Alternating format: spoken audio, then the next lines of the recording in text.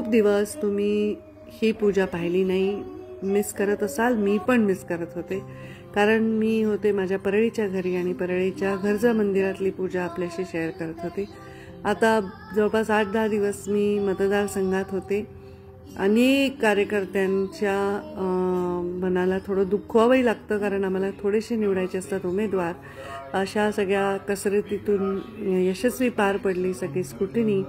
आणि मग मी आले मुंबईला. कॅबिनेटचा दिवस असल्यामुळे मागची कॅबिनेट बोलली होती, उमेदवारांच्या सगळ्या बैठका चालू असल्यामुळे खूप मी देवांना माझ्या मिस करते, माझ्या डॉगीजना मिस करते, माझ्या गाईंना मिस करते आणि सर्वात जास्त मिस करते माझ्या आर्यमनला. पण आता मी जेव्हा गेले तो रोज फोन करायचा, मम्मी कधी येते, मम्मी कधी येते. आणि आता तो बाहेरगावी गेला आहे, माझी त्याची चुकामुक झाली. आता तो परत येईपर्यंत मला परत जायची वेळ येईल असं होतं.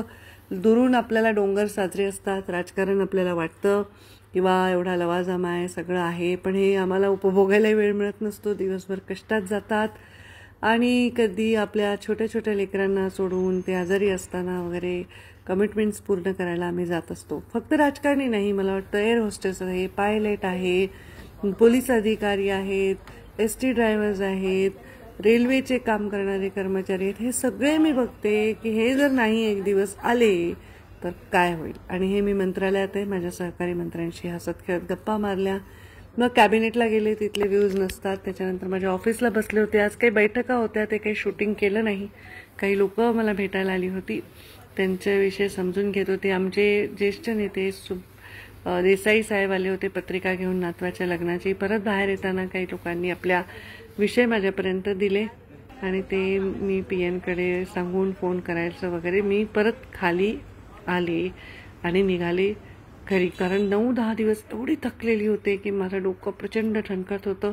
आणि आज खूप गर्दी नव्हती निवडणुकीमुळे कदाचित. घरी आले आणि हे बघा आमची राधा, ती खूप प्रेमळ आहे. राधा म्हणलं की ती कुठूनही बघते आणि तिला जर सोडलं तर मग ती परत चालत चालत माझ्याकडे येते. गुंडाळ आहे हा कृष्ण, म्हणजे आमचा गोरा कृष्ण आणि काळी राधा आहे, तो आहे एक नंबरचा गुंडाळ. खूप दिवसांनी यांना सुद्धा भेटले, खूप बरं वाटलं. आणि ह्या आमच्या बेला आणि लुना, काय त्यांची नावं आहेत माहीत नाही, पण त्या इतक्या क्यूट आहेत. किती दिवसांनी भेटले तरी एवढ्या प्रेमाने त्या मला भेटतात. आणि बघा कशा उड्या मारतात, गुंड आहेत त्या पण खूप. आणि मला वाटतं सोनाली ताई पण पाहतच असतील, बघा किती देखण्या झाल्यात ह्या, छान, खूप मस्त. त्यांच्याशी भेटल्यावर मला बरं वाटलं. जरा खूप स्ट्रेस होता 8-10 दिवस, तसा तर 12ही महिने असतोच.